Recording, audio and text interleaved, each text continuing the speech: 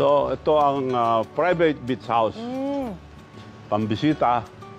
So, kaya lahat ng mga kaibigan ko dito tumitira. Pambisita lang para sa mga kaibigan. Parang, sir, bakit naman may mga malalaki ditong statwa ng leon? Para di ka kakagatin yung matunay. Ito ba nakita pa to ng mga magulang mo?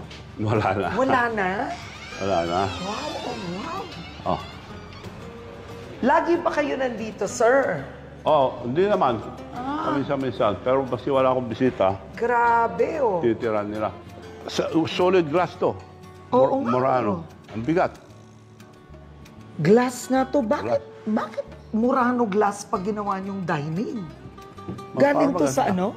Pinadala Italy. niyo galing Italy?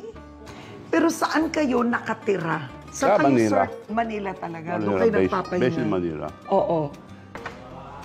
Dito. Voice activated din. Ito Voice yung mga ilalagay ko activated. rin sa native bila. Oo. Mga Murano. Lahat Murano. Mahilig kayo sa Murano, ha? Ang Murano is from Venice. Nandun yung gumagawa ng Murano. Gaano kalaki po ba ang lupa niyo dito? 7 hectares. Ito, 7 hectares. Kahaba na Oo. dagat lahat. Kasi ito na yung karagatan, no? Pero iba pa ang Baluarte sa Vigan. Ilang hektarya yon? That's 100 hectares. 100 hectares yun. Wow, ang laki naman nun. Nakuha niyo yun panahon Long time ago.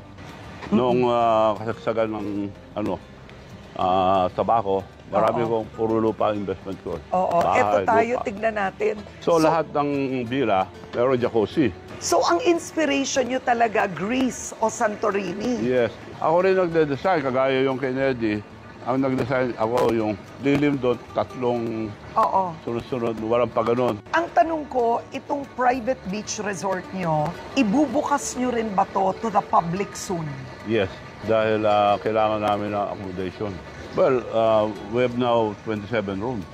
27. Sukin nga natin ang isang guest room. Pero sa ngayon, mga kaibigan nyo pa lang ang nagsistay Oo. dito.